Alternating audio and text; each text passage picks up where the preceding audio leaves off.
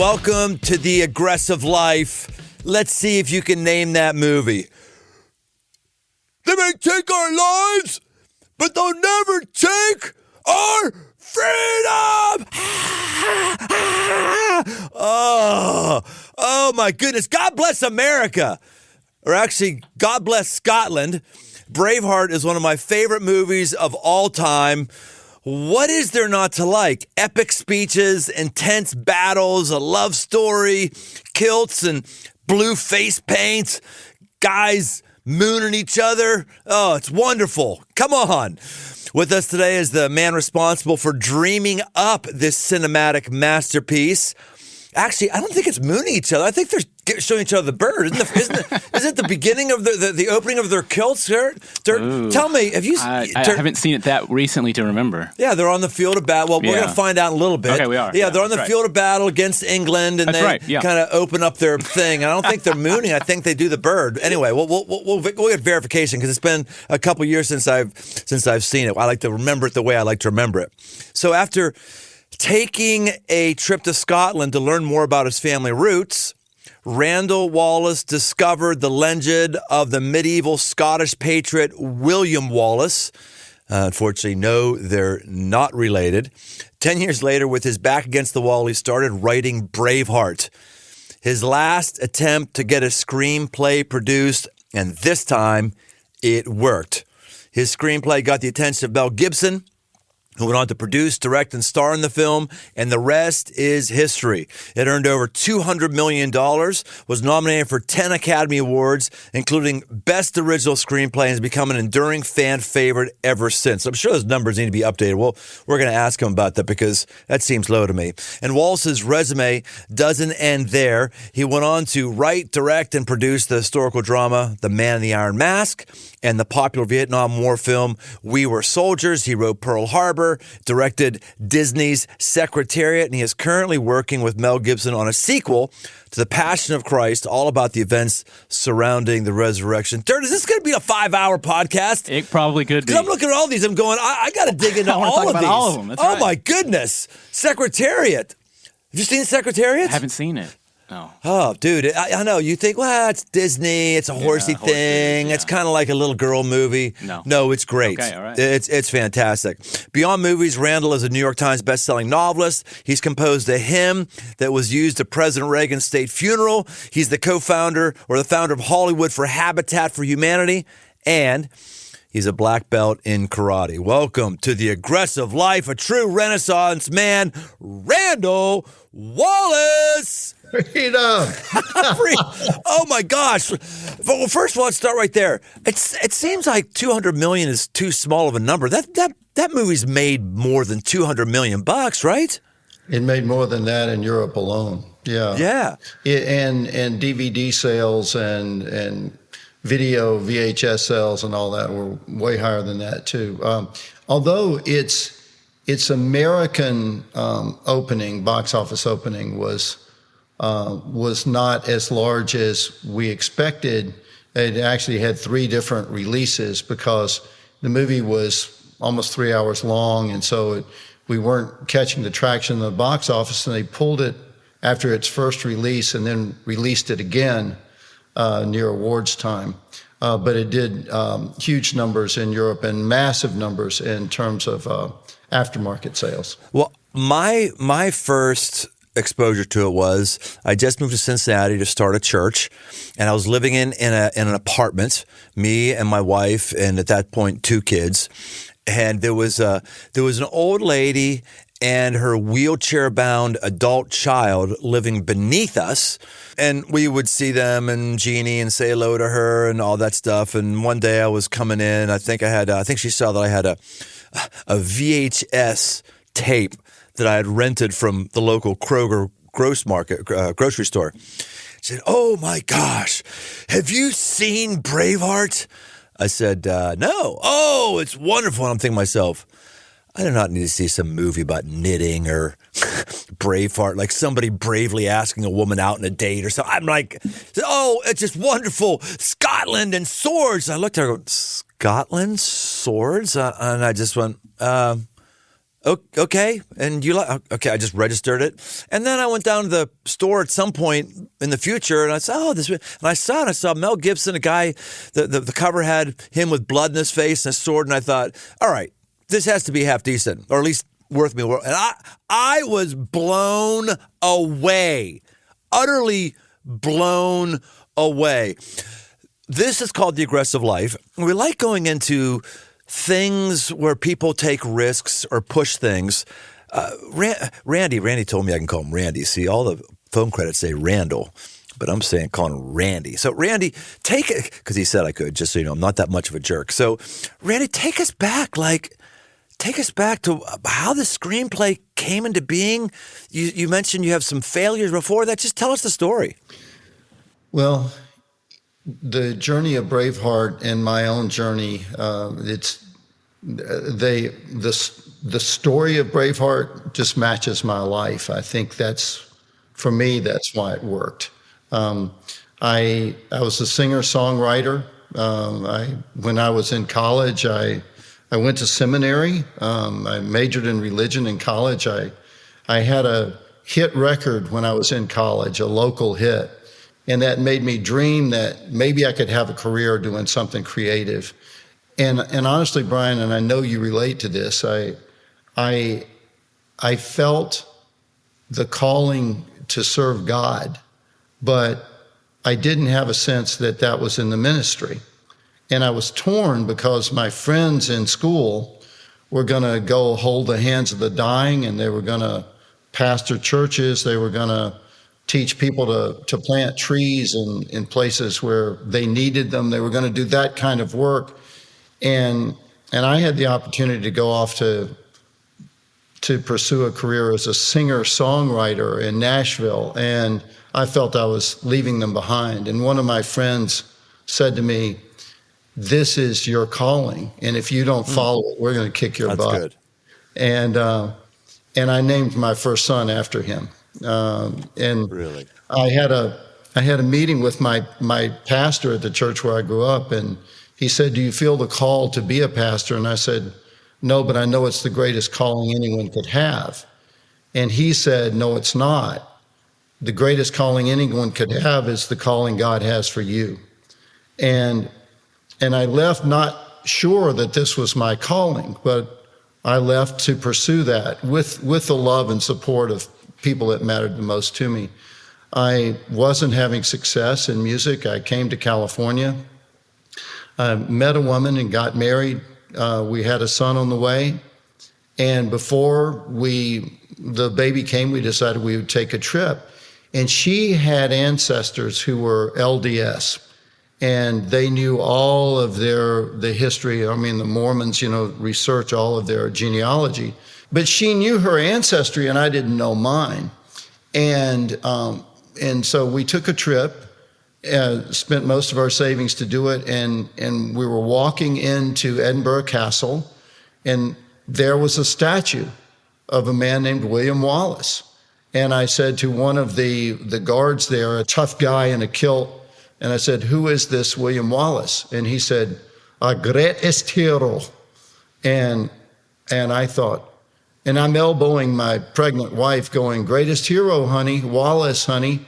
And I said to the guy, "So was he an ally of Robert the Bruce?" Because Robert the Bruce's statue was on the other side of the entryway. And this guard said, "Well, no one will ever know for sure," which of course are magic words for a writer. But our legends say that William Wallace may have been betrayed by Robert the Bruce so that Robert the Bruce could himself become the king. Now, I knew Robert the Bruce was the greatest king in Scotland. And in that moment, honestly, Brian, it was like hearing that St. Peter and Judas were the same individual. Wow. I thought in that moment, what if there was something so noble in the life and the death of William Wallace that it transformed Robert the Bruce from being the kind of man who would betray his country's greatest hero into the kind of man that could be his country's greatest king. It's that transformation. And I felt like I was struck by lightning. At the same time, when you have an experience like that, you say to yourself, am I somehow just dreaming this up? Am I wanting it to be true? Because you're all alone in that experience. And honestly, I know that Google says that I'm not related.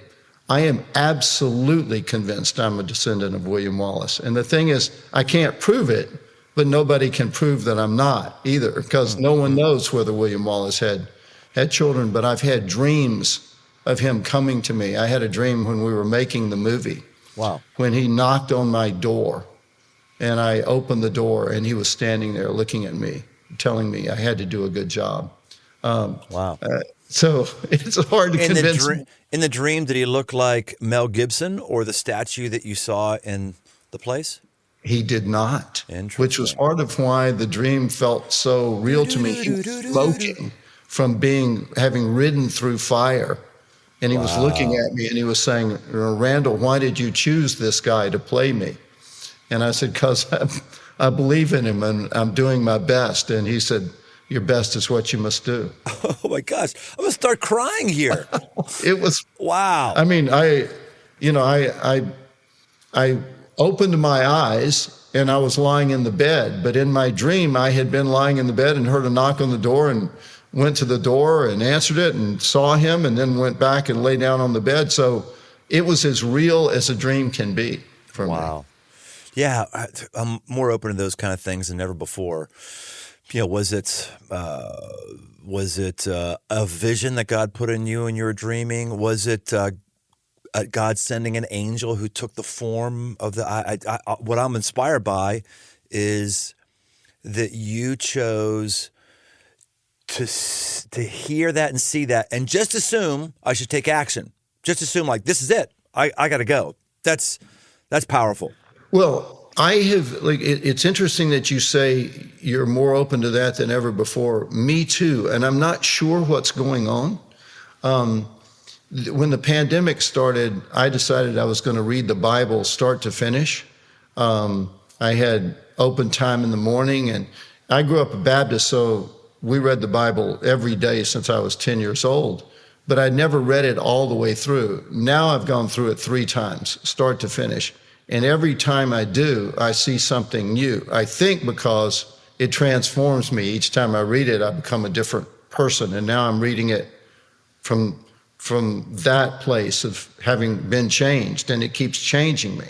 And the stories of angels have become much more profound for me. Now I see those stories and I think I have a sense of what that means. And the first thing they always say is, don't be afraid. Yes. And we are in this time when all we are fed is fear. And the angels come to say, not only don't be afraid, but it's like, I've got you. I'm here for you. I will fight for you. That's become more real for me. I know there's listeners, especially younger listeners, who this isn't part of their lexicon of movies that they've seen, or maybe female listeners, but even female listeners, it's a great love story. It really is. There's a number of different layers to it. So I want to get the most out of our stuff for people even who haven't seen the movie. If I could, I'll just give everybody just a brief overview. This won't ruin anything for you. Actually, I guess it'll ruin the first 20 minutes for you. But I think it's worth it. So William Wallace has a lover. She gets killed. England is not happy with Scotland. England is trying to put Scotland down and subvert them. And anytime they see somebody having something that's good, anytime they're getting any little level of power, they come and eliminate it. And so this guy loses his bride, just rallies Scotland against the cause of England, and that's basically the whole movie. Well, not the whole movie, but it's what it is. I'm curious. I've never been involved in writing a screenplay. What was the process of writing the screenplay? Did it just fall together, or did you write it and then Mel Gibson came along and said, we're going to change this, or how does that work? So I knew I had come across this story, and I knew that it was calling to my soul. It's like being struck by lightning and understanding that something has called to me, and my soul has to answer. But I knew that wasn't going to go away. I knew I couldn't run from it.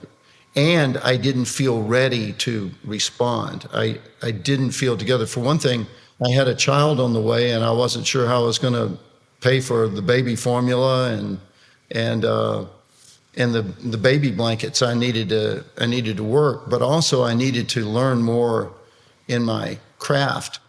And I reached a point, which goes back to your earlier question. I reached a point in my life in which I thought I was going to lose everything, because I'd had a long-term contract in television. And because I had that contract that promised me an income, I felt that it was safe to buy a home for my sons and my wife and remodel that home because I had this long-term contract. And then there was a writer's strike, and the company suspended my contract.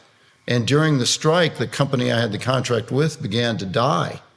And when the strike was over, I was near bankruptcy. I had all sorts of bills. I had no prospects. I had no job. And I was knotted up. And I got down on my knees, which was the only place I knew to go. And I prayed this prayer. And it was, Lord, what I'm most concerned about is my sons.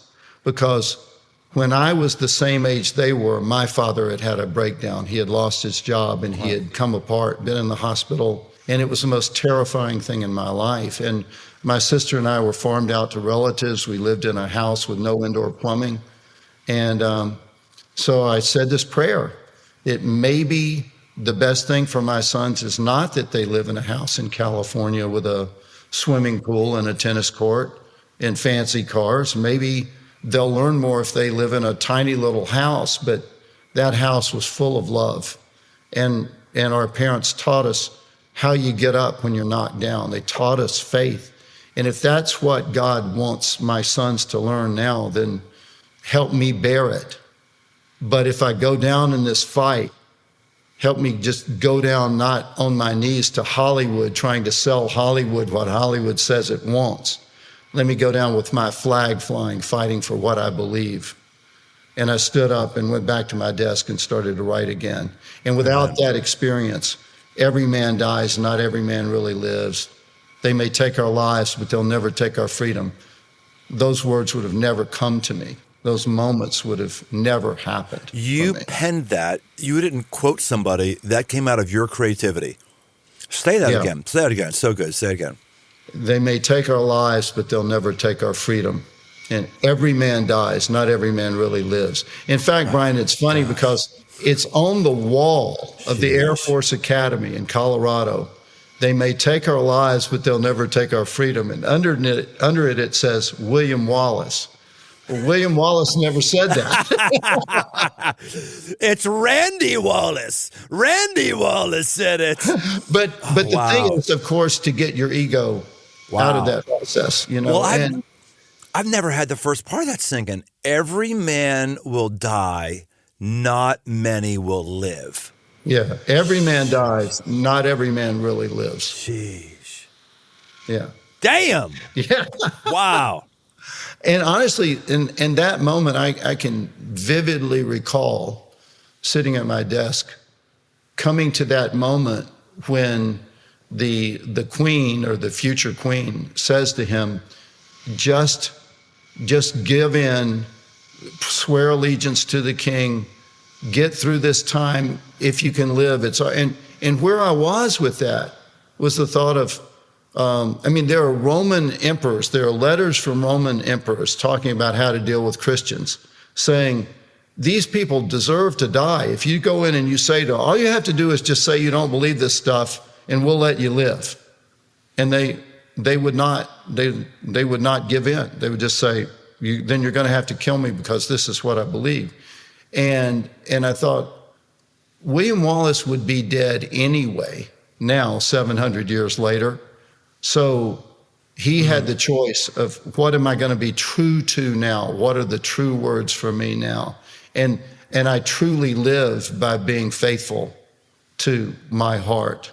Wow. And that was what my first meeting with Mel I wrote the script. I sent it to him. Didn't hear. Then my agent called me and said, "Are you sitting down?" And I said, "No." And he said, "Well, maybe you ought to sit down. Mel Gibson wants to have breakfast with you tomorrow morning." He was the only guy you sent the script to from the very beginning. You wanted him? Yeah. He was the only one that I could imagine had the courage and the masculinity and the force to play the role. He was the only one I could see. Right. And it's a strange place to be when you think there's only one that I can see to make this work, but it was Mel. And I walked around the neighborhood, Brian, and I'm a praying man, and I prayed sincerely God would not let me kiss his butt. That was my prayer. That if I would try to say to him what I thought he wanted to hear rather than what I believed was true, then nothing I'd written in the script was really true, and no value.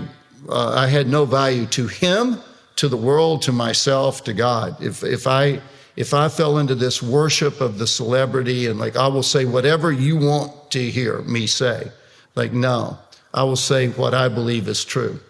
And we sat down at the breakfast table the next morning, and I was like a tent revivalist. I leaned over the table and I said, "Listen, every movie has a message, whether it wants to have a message or not. And the message of most movies is the guy with the biggest biceps or the cutest dimples or the greenest money or the bluest eyes. He's the one that gets the girl.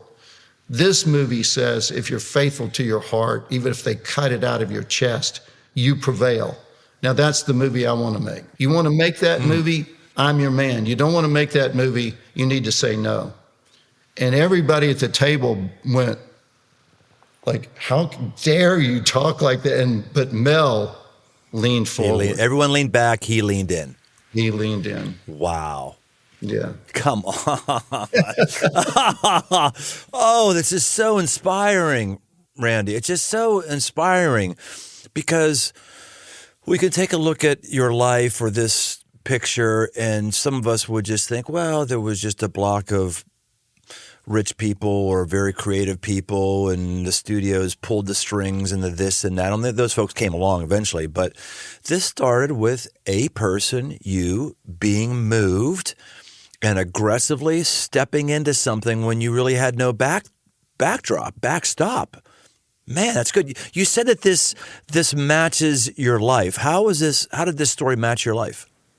Well, in that I was at that time in my life where William Wallace was. I was basically naked when it came to security, finances. When he's standing on the battlefield, and I thought through this about how I was going to write the story, I look for those moments. I love the title of Aggressive Life, of being aggressive. I thought, okay, where do you get to that place when you're not just passive and waiting for things, where you're stepping forward, but it requires stepping forward in faith. And when I came to the scene of thinking of William Wallace in front of 2,000 Scots who are outnumbered at least 3-1, what do you say to them that gets them to stay on the battlefield? And the central message for me as William Wallace as a leader was, all the rest of you may run away, I will not. I'm going to fight. This is where I draw the line. This is where I fight or die. Yeah. And in Braveheart, writing Braveheart was where I was at that exact place myself. I thought, I've got one more screenplay to write before I have to find some other way to feed my family. And if I'm going to do that, I'm going to write what I want to see. I'm going to write what I want my family to see. Yeah, this is just so rich. The movie is so meaningful to me because when it started off, I was drawn to the just a different vibe. I'd never seen a vibe that was Scotland and that whole heritage. That was mesmerizing. And then, as I said in the first 20 minutes, it's not ruin the movie for you. You're going to get it really quick anyway. And many of us have watched a movie 4 times, and it's great every time. But I'll just give it for this part. His fiance / wife gets murdered. And then to me, it's, this is going to be a vengeance movie. I like vengeance movies. But I love vengeance. I really do. And there is a amazing vengeance scene in there. The greatest vengeance scene perhaps in movie history, when he walks into that muddy fort with all those English guys and he's pretending like he's given up and he's surrendering himself. And of course he doesn't surrender, and they wish he would have surrendered. But then it goes beyond, like, deep themes. Like, you're right. He dies to himself. Jesus says, if any man come after me, let him pick up his cross and follow me daily. That means carry around your lethal injection. That means when everybody believes one thing, if you get crucified for it, that's what I expect. That means if everyone has an opinion about sexuality, everybody has an opinion about politics, everyone has an opinion about this, whatever it is, and just because of the majority opinion, it doesn't matter. What matters if it's right and you pick up your cross and that's it. And then, like, you got men being called to a higher level. I can't watch those battle scenes without crying. Like, oh my gosh, there are men who want a purpose and would lay down their lives. And the best they have is video games. The best we have is our Jeep project in the garage or something like that. Yes. And I could go on and on and on and on about the things I tear up over and over and over again because it's transcendent themes. You know, it's fascinating to me, too, that the first person to urge you to watch Braveheart was a female, an older woman. Yes. I realized a phenomenon early on. We were in the editing room, Mel and I, with the editor. And initially, Mel had sort of wanted to be left alone to put the film together as he was feeling it before he really showed it to me. And then he called me and said, I need you to come in with me. I want to sit and talk together about what we're doing. And while we were there, one of the other people who worked on the movie came in and said, listen, this is not a movie for women. This is just a movie for 13-year-old boys, and just emphasize the action. And I said, you're absolutely wrong. This is a movie that women are going to love, particularly when they see what was done to the woman that he loved. Women are going to want revenge, but it was so much more than that, Brian. It was, well, the best way I can explain it, I was doing a charity screening of Braveheart a few years ago in Austin, Texas. And at the end of the screening, I walked up on the stage to do a Q&A with the audience. And the first person who stood up was a 19-year-old woman on the front row. And she said, Mr. Wallace, I don't have a question. I just want to tell you something. My fiance died 6 months ago.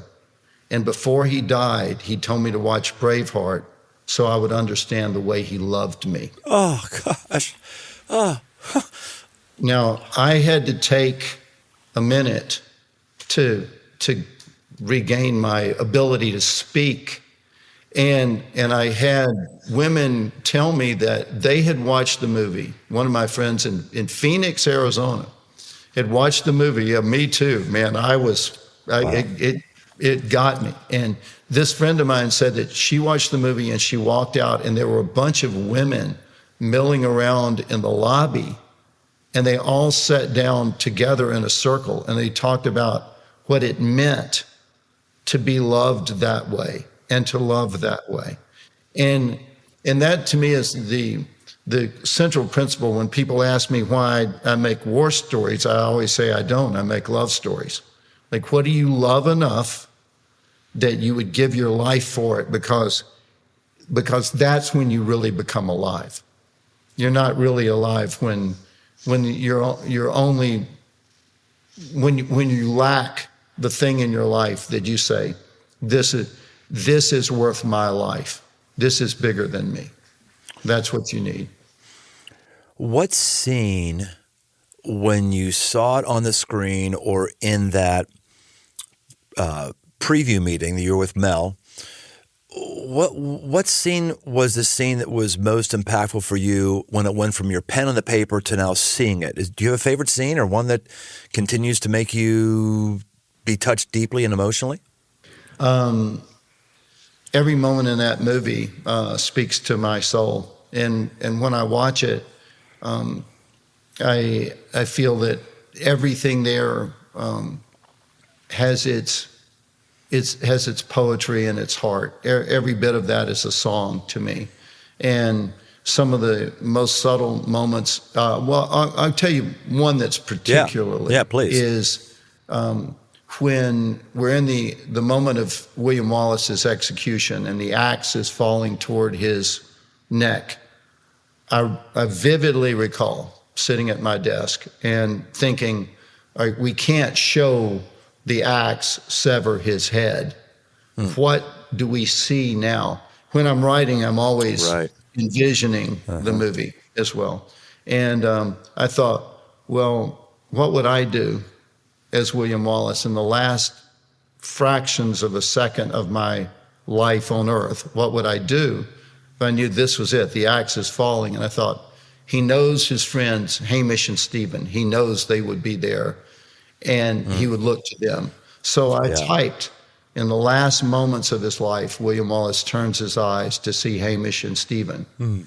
And I did not know until that moment that she was there, that the woman he loved, who had been killed, was there, looking at him and smiling, and to tell him, I am where you are coming. You are coming to me. And I wept. So, you know, it still affects me. Jeez. Yeah, I think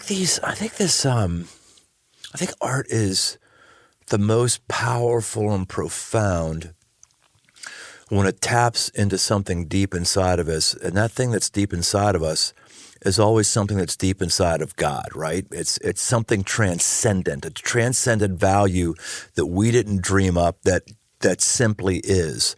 And there's so many of them that are modeled in this movie. Love, you mentioned looking at his friends, like bonding with your friend, like genuine friends. And I think another one that I'd love to get your thoughts on is simply just being on mission. We watch movies like that, and just about every guy, woman will go, man, I would give my life up for XYZ. Man, I wish it was as simple as I line up on a battlefield with a sword and I die or I live, instead of being numbed out to death and wondering what I'm here for. We just see this thing. And how do you think we as normal people can attain that level of significance and importance? Man, that is the greatest question. I once wrote down, when I was sitting at the desk where I worked to write Braveheart, I always have a notepad handy, and I wrote down that maybe the expectation that everything we do has to be meaningful is part of the original sin. That I have to be careful not to elevate myself to God. That there's a surrender, an acceptance that there is a God. It's not me, but the Creator created me to be creative, to be courageous, to have faith, and to love. And the question you just asked me is the question that I live with every day, is how can I do that? Now, when I was writing Braveheart, I did not see it as something grandiose. I didn't believe anybody was going to like it. I didn't. There was one studio executive who is the daughter of Sidney Pollack, and her name is Rebecca Pollack Parker. She's now married. And Sidney Pollack directed some of my favorite movies ever, Jeremiah Johnson and 3 Days of the Condor, Out of Africa. He was just a genius director. Out of Africa? You just lost me. Out of Africa is one of your favorite movies.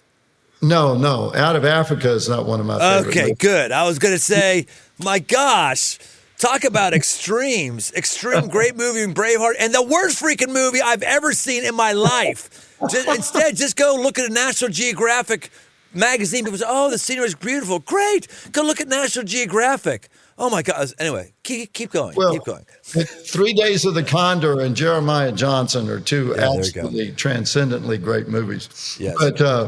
But I didn't know anyone would like it. Becky had liked the story when I first told her about it, and she went, my Lord, go write that. She was the one person that I thought, well, at least somebody will read it. But when I first wrote it, I gave it to a friend of mine named Jack Bernstein, and Jack wrote Ace Ventura. And so he's a comedy writer, but he's a great friend. And I gave him Braveheart, and we met for breakfast the next morning, and I expected him to tell me I needed to find a new career. And he said, this is the greatest thing you've ever written. Wow. Maybe it's the greatest thing anybody's ever written. And wow, you could have knocked me over with a feather. So doing the thing that we're talking about now, I didn't have a sense at the moment that it was anything except bread on the water. But I believe the way I answer the question, and I think what you just asked is like the central question for us, is that we offer, I said this in my novel, I wrote a novel called The Touch, about a doctor who realizes he must have faith in order to be a great doctor. And in that I wrote, you offer your hand to God, whether he uses it, whether your hand becomes his hand is up to him. And I think that's what we do, is we just keep offering our hand to God. And to me, the calling, my mission and the calling of every Braveheart warrior is not to convince other people of my opinions, but to love them in such a way that they too might believe that they were created by and for love. Maybe it's easier for me to believe in love because I've been loved so much in my life. But someone who, instead of being hugged and held, was hit and hated, it's harder for them. So my job is to stand in the place of the angels and hold the hand of somebody or put the hand on the shoulder or look in the eyes of someone and say, don't be afraid. That's my job.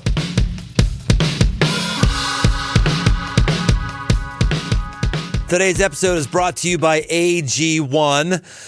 I gave AG1 a try because I was feeling a bit sluggish, not confident I was getting all the nutrients that I felt that I needed. And I thought maybe this is an easy solution. So I drink AG1 in the morning. I love doing the morning. I do it on an empty stomach. It forces me to get 12 ounces of water into my system. I love doing something proactive and aggressive to make me feel better and at least give me peace of mind. AG1 is designed with this kind of ease in mind so you can live healthier and better without having to complicate your routine. Each scoop has 75 vitamins, minerals, probiotics, and whole food sourced ingredients of the highest quality. If you want to take ownership of your health, try AG1 and get a free 1-year supply of vitamin D and 5 free AG1 travel packs with your first purchase. So go to drinkag1.com/aggressive-life. That's drinkag1.com/aggressive-life to take control of your health. Check it out.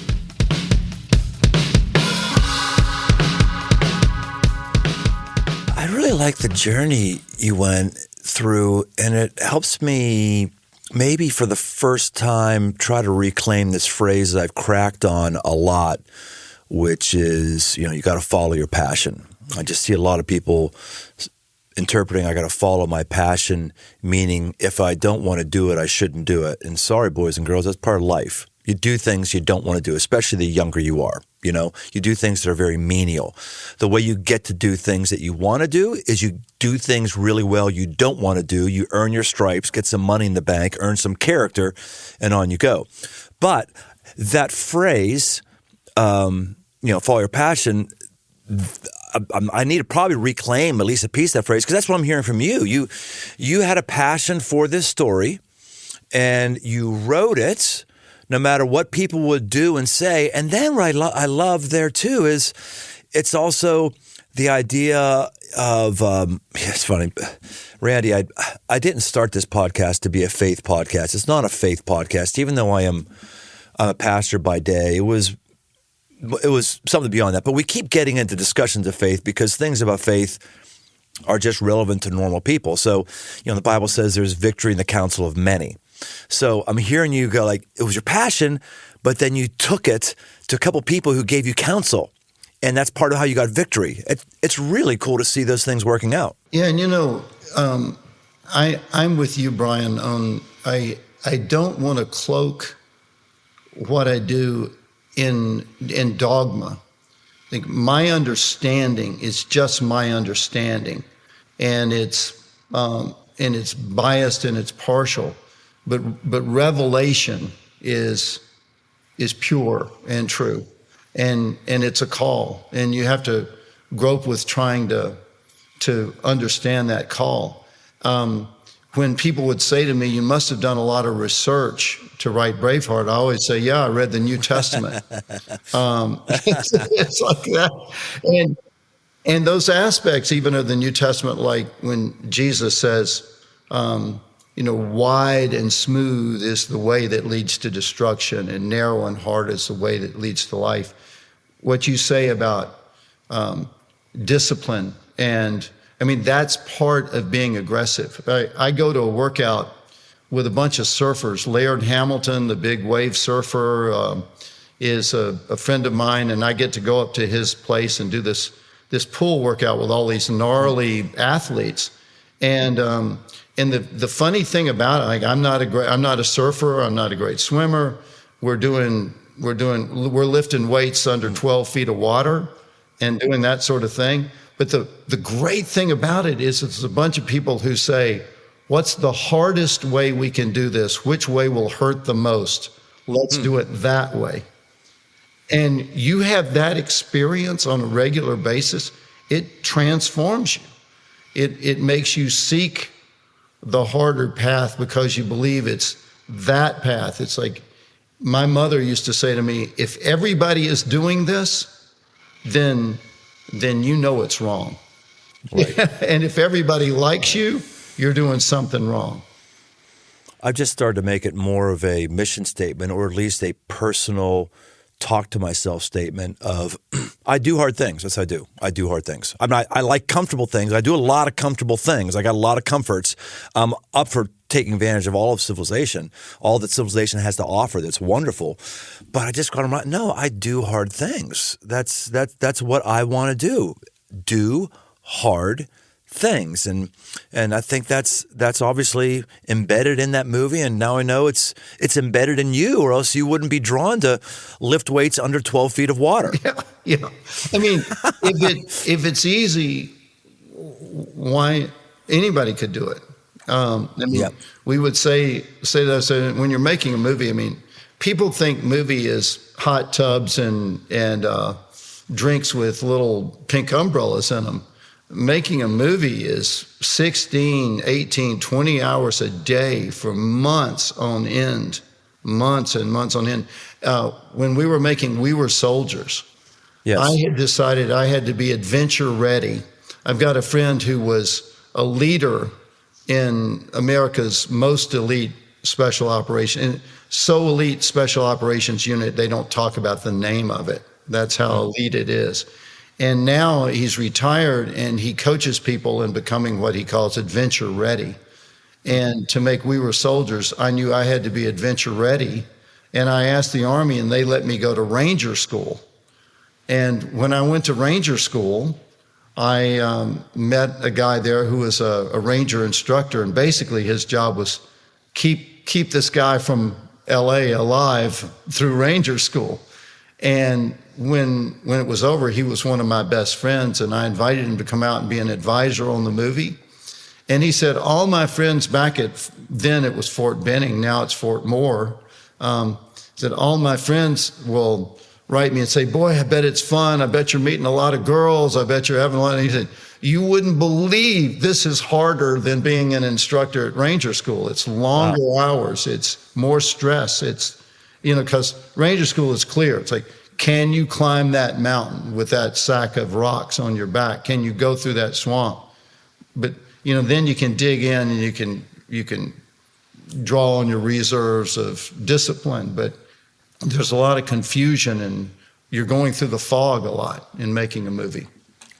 So Braveheart to that movie, what's called with I've seen it. The one you just talked about. We Were Soldiers. Yes, Braveheart to We Were Soldiers. I could see a tie there. That makes sense to me.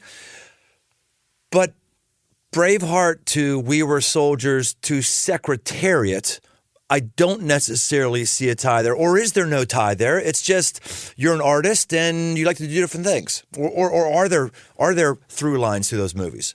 There is a tie there. Okay. The man who was head of the Disney movie division was Dick Cook. He was the chairman of the movie group then, and Dick had seen all my movies, and he called me and he said, "You're the guy that makes movies about heroes, and Secretariat is a hero, and the woman who owned him was a hero, and I want you to be the director of this movie." Had it been anybody else except him calling me up, because I respected him, and honestly, Brian, that's sort of the way I make any decision. Is I don't weigh a lot of things based on abstract ideas on a piece of paper. I look at the people. I go, if I'm going to go into a battle, if I'm going to have a fight, do I want to stand shoulder to shoulder with this person or not? And if the answer is yes, then I'm in that fight. And I believed in him. I was touched by what he told me, and I thought, I will make this movie in my way, in that way. So in a certain way, Secretariat is in the same line. And it's also a love story. It's about, what do you love? Not necessarily another person in a romantic way, but do you love the other people around you in such a way that you recognize their worth? That the calling of a Braveheart warrior is to love others. That's a good word. Now that you mention it, of course I see the tie. But I didn't initially, because you got one looks like a male movie, one looks like a female movie, one is killing, one is racing. But I get one of the things is, in all those movies, or with Secretariat to Braveheart, you have a person who stands in the minority and says, no, I'm going to go this way. I wrote a book that has the 5 marks of a man. It's one of the marks, the thing that separates men from boys. Men take a minority position. Boys always need to be in the majority. Boys always like, what's everyone else think? What's everyone else doing? What do I got to do? All that stuff. And where a man says, I know that what I do and what I believe is going to be in the minority, and I'm comfortable with it. And that oftentimes leads to greatness, which I think are the movies we're talking about here. That's solid, Randy. Tell us, give us some insight here. What makes for a good story? Like, for those of us who are storytellers, whether we're writing a story, whether we're preaching a story, whether we're just telling a story around a fire, what are the marks? Surprise. I believe that surprise is the central currency of storytelling. It's surprise is the evidence that, to me, that you are living honestly, is that you're admitting you don't know everything, and you're drawn into a story because you're intrigued by something. But for an example, in Braveheart, when the woman he loves is killed, Catherine McCormick, an actress that Mel had cast in the movie, just an unbelievably charismatic and wonderful, loving human being, and the whole that's part of the whole thing of that movie is she appears to be a sinless woman, like no problem with her at all. Like, oh no, not her, the perfect one. Yeah. no one could believe that she could possibly die. Everyone thought that surely this is a movie trope that the hero comes riding in and saves the woman he loves. Right. She can't possibly die 30 minutes into the movie. Right. But when she does, everybody is riveted to what will happen. It takes you by surprise, and that to me is a mark of the true spirit of life. It's the greatest things in my life have surprised me. To look, I was present at the birth of all three of my sons, and even though I expected a baby, the babies, thank heaven, were born healthy and all of those things. But you look into their face for the first time and you're surprised, you're overawed by this is a new life. I think it was Jane Austen who said, an ending that does not surprise the writer will not surprise the reader. Oh, interesting. And so I always approach my stories. I don't outline. I don't outline first anyway. I will kind of outline as I go. If I'm writing and I realize how something might happen, I'll jot those notes down. But I don't make an outline and then write it. To me, that's cowardice. To me, that is trying to control the process. Say, I don't know, did you see the Get Back documentary of the Beatles when they were making their final album? I did, yes.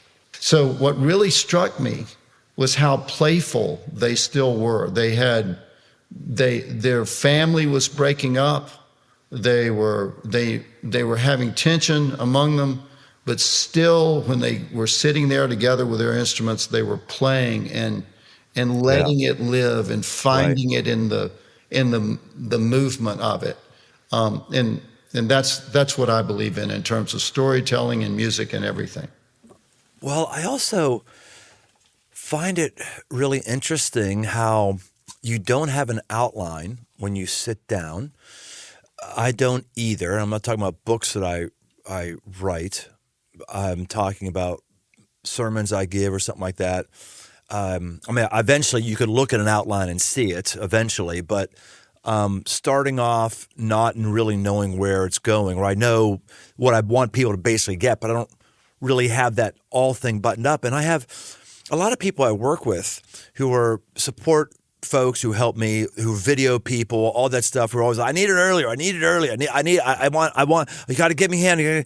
And they've been asking me to have it earlier for 27 years. And no, we make our plans and systems if you're going to get it like the last minute, because that's the way I work creatively. And then I saw that Beatles movie. I was, well, that's actually, I'm not saying I'm a great, but I'm going, that's the way these great people did. In fact, McCartney said in that movie, we always work best when our back's up against the wall. And they didn't have that album figured out until right before they had to go up and sing that song. And I hear that's the same with you in terms of how you write. Yes. Yeah. It's you have to trust it. Sort of like Mike Tyson saying every boxer has a plan until he gets punched in the face. Yeah. I had someone tell me once, when you plan a conversation, you're going to have a difficult conversation with your wife, your friend, a coworker, or anything. You go through it in your head and say, I'm going to say this, and then they're going to say that, and then I'm going to say this. That flies out the window the moment you start. But you have to have the faith to start. That's an act of courage. It's an act of leaning in. It's like, do something, and from doing that, there are consequences, sometimes beautiful consequences you never could have imagined. All right, so I know we booked you for an hour. I could go a lot longer, and I would like to go, and I will go a few minutes longer than an hour if you'll give it to me, but I know I'm trying to consolidate things now. I'm like, oh, crap, I'm getting down. So I gotta just jump to something else that's totally unrelated to that, but I just got to get this in. A couple things. One, do you live in a castle now? You're sitting, I see behind you, there's a plaque in the wall that says freedom. It looks like a very high stone wall, and you've got a sword with Scottish colors on it. Is this your house and you live in a castle? This is my house, and I live in a trailer park. No, you don't. You're on crack. I do. You're in a trailer right now. I'm in a trailer, yeah. You are not. I am in a trailer, and it's the happiest place I've ever lived. Now, wow. A trailer park in Malibu is different than a trailer park, say, in Lizard Lick, Tennessee, where my daddy came from. Okay. But it's a community that started years ago and became a community for young families. And to me, it's like living in the Shire and Lord of the Rings. I know all my neighbors, the children play out in the middle of the street, but I also look out at the Pacific Ocean. But when I bought this place, I had the stone fireplace built and freedom put in the center of it. So. But you're living on wheels. You could actually wheel your house someplace if you're in a trailer park. Actually, this one has wheels under it, but it's stucco and it's built into the into the lot. Yeah. All right, that's cool. That's great. I was going to say it's really cool for you to enjoy the fruits of your labor, which you still are, obviously. But that's cool. Okay, the other one. I don't spend my money on housing. What do you spend it on? Mostly savings so I can I keep it handy so I can do what I believe in doing rather than that I have to work and take a job doing something that I don't want to do because I need to feed my family. I've always been extremely frugal. When I went to Nashville from college, I worked 80 hours a week, but I would get up at 4:30 every morning so I could write songs. I believe in a disciplined life. That's great. Yeah, the discipline, that's another one to really hit on. Dirt, I was talking with Darren Yates and Kyle Ranson. They're two people I work with pretty closely, and they said, we should think about this. They said, people know you as the fun guy because you kind of play that up. He said, but what people don't know about you, and because you don't talk about it, is you're one of the most disciplined people I've ever known. You know, you probably need to talk more about discipline because it's really a key to success, and you do it really, really well. But, I don't. Totally. And probably someone would look at you, Randy, and just go, oh, yeah, well, this is just the guy who understands stories. Yeah, this is just the guy who understands how to make it in Hollywood. Well, but under there is a very strict, regimented system of how you decide you live your life, that you live it that way all the time. Yeah. Yeah. I have my failures and my stumbles and all of those other things, but to me it's a gift to be able to choose your path and to choose the hard road. That's a gift. All right. Okay, one last variant topic out of nowhere. This new Mel Gibson sequel to the, gosh, I forget his first movie on Jesus. Passion of the Christ. Passion of the Christ, yes. I was almost said Last Temptation, which is another one even more controversial initially than the Passion of Christ. I find it fascinating that you're doing this for historians, those who've lived for about 20 years. What happened was the most gory, authentic reproduction of the death of Christ came out, and most people didn't like it. It was just way, way too much. And then you read the critics, and the critics were saying things like, oh, but they didn't go into this. Oh, but what about that? Well, Jesus' life is just so much. Why didn't this? And I just read these things. I said, look, you might not like the movie, but that was the vision for the movie, the Passion of Christ. That's about the death of Christ. That was the vision for the movie. You can't get upset that they didn't cover this about Jesus or that about Jesus. And I just thought, that was where it was going to end. One of the most true to life descriptions of the resurrection or of the crucifixion of Christ. And then I realized there's going to be another one. I said, what? And it's on the resurrection?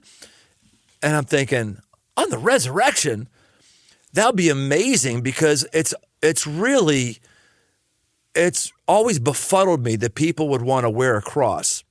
if you want to wear a cross, good for you. Thankful for that. But what's befuddled me is people wear crosses who have no idea what they're doing. It's like wearing an electric chair around your neck. It's a means of execution. The early church, the cross was not the center point of their faith. The center point of their faith was the resurrection. But it's a long meander way to get my question to you. But a cross is one thing because you can put it on your ear or around your neck. But how do you put an empty tomb around your neck or on your ear? And that's why it's hardly ever depicted in movies. And when it is, it's just substandard because it's so ethereal, so otherworldly. And now you're coming out with a movie on the resurrection. Tell me what you can tell me. Come on. I know they've sworn you to some sort of secrecy, but you got to give me something. I need to know something. This is how much I can tell you. This effort is overwhelming and mind-blowing. The story of the resurrection is mind-blowing. It blew the minds of the disciples. The people that followed Jesus, even though Jesus had told them multiple times that this was going to happen, they didn't expect it, believe it. They couldn't get their minds around it when it happened. And this is being approached with the sense of how mysterious and inexpressible this thing is. When Mel and I first talked about it, I have been obsessed with studying the resurrection since my youngest days, because I knew it was the central mystery of Christianity. I brought it up to Mel. We were on a trip promoting Hacksaw Ridge, which was a movie I worked on. I didn't get credited. You did Hacksaw Ridge too? Yeah, Damn, you just do like all my favorite movies of all time? Who are you? How do I not know your name until this time? Damn, well, Hacksaw Ridge. Dude, that's an unbelievable movie. Yeah, it's an incredible movie. When they came to me and asked me to direct it, and at the time it was called The CO, The Conscientious Objector, and I thought The CO was a lousy title, and I changed the title to Hacksaw Ridge, and I did a rewrite. And then I got the offer to direct Heaven is for Real. And I said to them, all right, I'm going to go direct Heaven is for Real because it's closer to production. I think you ought to send Hacksaw Ridge to Mel. Turned out they had sent it to Mel before they sent it to me, and Mel had said no. But they sent him my draft, and then he read it and said yes. And I didn't get credit because of the Writers Guild credit system, but I wanted to go with Mel to promote the movie because I thought it was such an important movie. And we were on that trip having dinner together, just the two of us. And I said, we really need to do the resurrection. And I'm certain he must have thought of it many times before, but he looked at me like it's impossible to do. And I said, look, we've only told part of the story. And the disciples, when Jesus was crucified, they thought the story was over. In fact, I want to try a thought out on you, Brian, and tell me whether you think this is accurate. That Jesus Christ was crucified. Nobody credible disputes that. Yes. But we would have never heard his name or one single thing he said had it not been for the resurrection. If there hadn't been the resurrection, whatever we think that is, right. Because they saw him, but at first they didn't recognize him. Then they did, but they touched him. He cooked. He built a fire. He ate with them. They said he was real. Even St. Paul, who didn't know him in life, but encountered the resurrected Jesus. Like, Jesus is physically resurrected. It is the most mind-blowing mystery. Yes. Like N.T. Wright says, if you don't think the story is preposterous, you're missing the point. The point is that everything you think you've got all figured out, you don't have figured out. Well, I figure that is one of the evidences of the reality of the resurrection, is that the story of Jesus would have vanished. It would have just been, We thought he was going to do these great things. Yep. He's dead. It's over. Wait, it's not over. And you can kill us, but you can't make us say it's not true.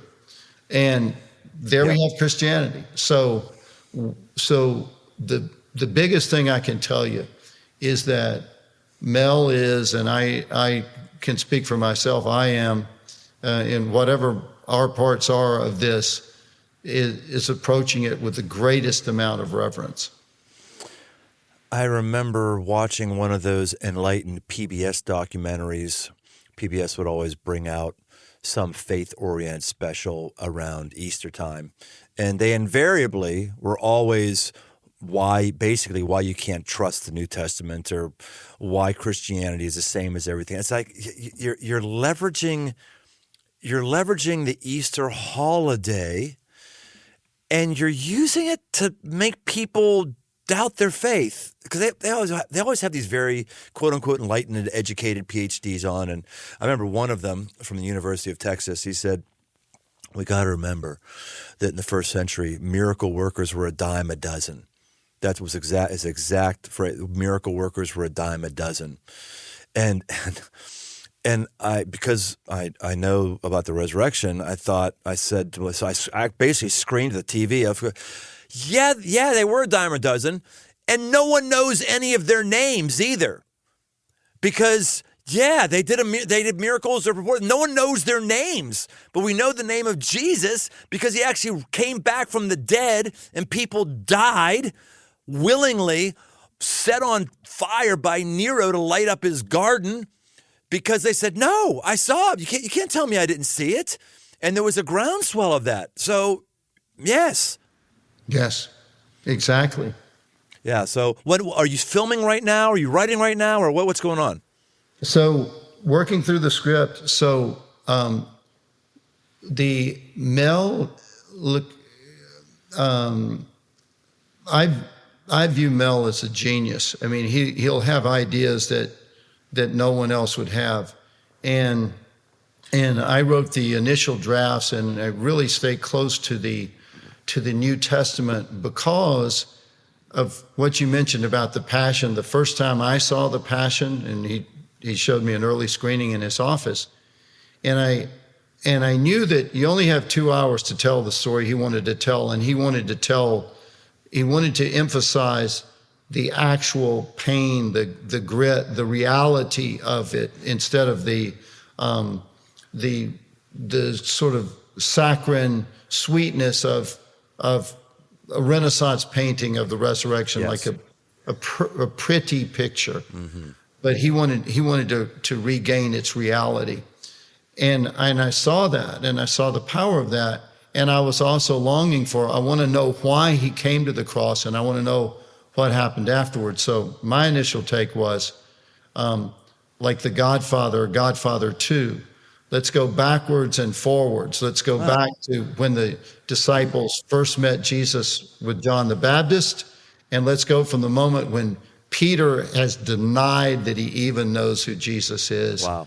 And let's go there. And then Mel had a really brilliant idea, and this won't tell you anything, but it will tell you a lot in a certain way, that there's a lot going on in the spiritual realm. And this is, we have to imagine, but like all great art, when someone imagines, okay, what was the encounter of people who were long dead when Jesus was crucified, but the dead knew that something cataclysmic had just happened. Come on. Come on. Are you freaking kidding me? So wow. Take this as a teaser. When this comes. I'm teased. Get me some paper towels. I'm too teased right now. Oh my gosh. Jeez, oh man. So, and just the biggest thing I want to emphasize for all the things about everybody involved in this movie is that it's a spiritual thing. That one of the first things Mel said to me when we were discussing this is, we have to take care of our own souls. We can't be doing any of this for money. We can't do any of this for anything other than to be telling the truth.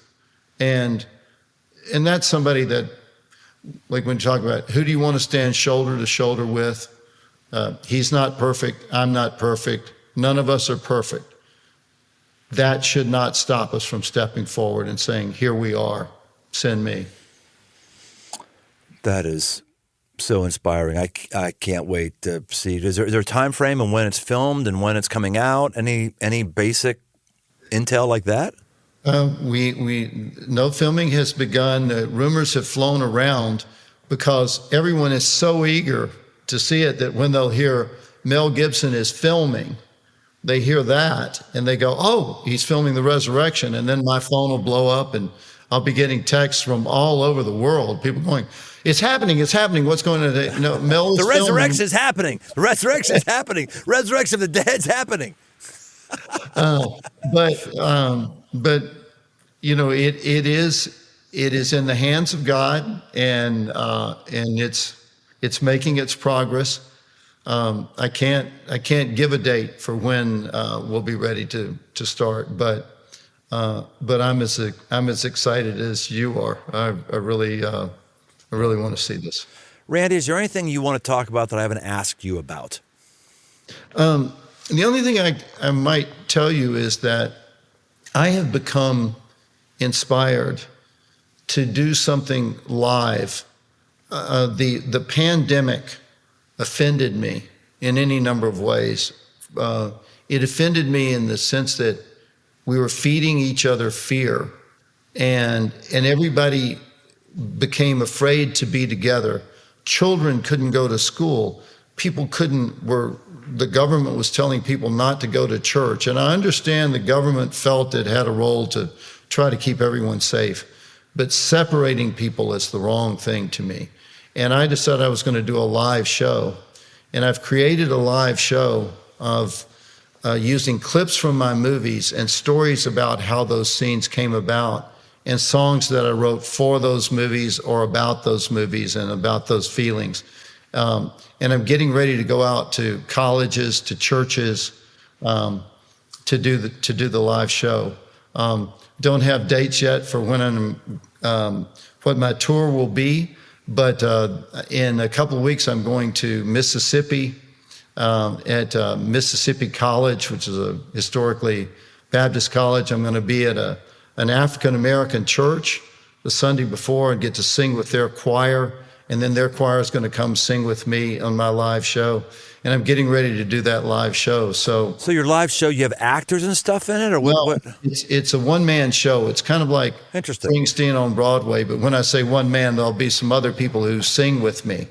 But I show clips from my movies, largely what we're doing here. I want to show the actual clips and talk about how those scenes came about and how a transformation in my life changed everything about my movies and my life, and how that transformation might help other people, how they can find that transformation in their own lives. Well, shoot, man, I might want to get my day job involved in that. How would Crossroads host you for that? Well, it'd be perfect. I really want to get out to churches and talk about these things. Talk about living a life of faith and courage. We get pitched things, screenings all the time, and the answer is always the same: no. I mean, we just got enough things to do, and no, we're not going to be part of your marketing plan. And no, I'm sure your comedy thing for couples is great. Maybe we'll do some one day, but no, no. But, knowing how much I've connected with you and how much I've enjoyed this, kind of a kindred spirit, man, let's talk. Let's figure out if that's a fit and how that works. That sounds right up our alley. Showing Braveheart clips, done. Secretariat clips, yes. Hearing you basically give your story and preach to those clips, yum. So yeah, let's figure that out. Thank you so much. This has done my heart so much good. I can't tell you how much there is in giving you receive, and how much you are giving to me, and how much I'm receiving. It's inspiring to know. My profession's solitary. Yeah. It's solitary and it's lonely, and it's really good to find brothers. It really is great. Well, it's also, I agree. And I feel the same way. It's also really invigorating to find a warrior who operates in a different realm. You know, you're a warrior. I mean, you're not raising a sword, but you're raising a pen. You're not pushing people into the mud, but you're pushing down keys on your computer. You're standing tall in your faith. You're doing what you have and entering the fight that God would have for you. And I mean, a lot of us would say, "Oh, no, a Hollywood writer, that's not a warrior." No, you are. You're being true to God, and that is who yourself is. And I'm inspired, and I think our listeners are as well. So let's give up a hearty go. So how about if someone wants to reach out to you, or would you have a website or any other last advertisement you want to drive traffic to? I think the main thing I would send people to, I can be reached at Randall at RW Film. But one of the things I love people to see is I wrote a hymn called "Praise Ye the Lord," and by Randall Wallace. They can find it on YouTube. And that's my latest thing, is that instead of using our hands and our voices to express fear, we ought to glorify our gifts and be grateful. We ought to be praising God now, not pointing fingers at each other. Yeah, that's cool, man. Well, hey, Aggressive Life audience, this has been really inspiring and uplifting. Let's just recognize one thing that Randy said. He talked about laying down your life. Lay down your life. I want to encourage you, whatever realm you can be a warrior in, social services, school, CEO, your neighborhood, we all need to do a little bit of dying, a little bit of laying down of our life, and there might just be a better story that erupts that blesses generations. So, hey, take something from here, do something from here, do a little dying, and we'll see you next time on The Aggressive Life. Thanks for joining us on this journey toward aggressive living. Find more resources, articles, past episodes, and live events over at briantome.com. My new books, repackaged edition of the 5 Marks of a Man and a brand new 5 Marks of a Man tactical guide are open right now on Amazon. If you haven't yet, leave this podcast a rating and review. It really helps get the show in front of new listeners. And if you want to connect, find me on Instagram at Brian Tome. The Aggressive Life is a production of Crossroads Church, Cincinnati, Ohio.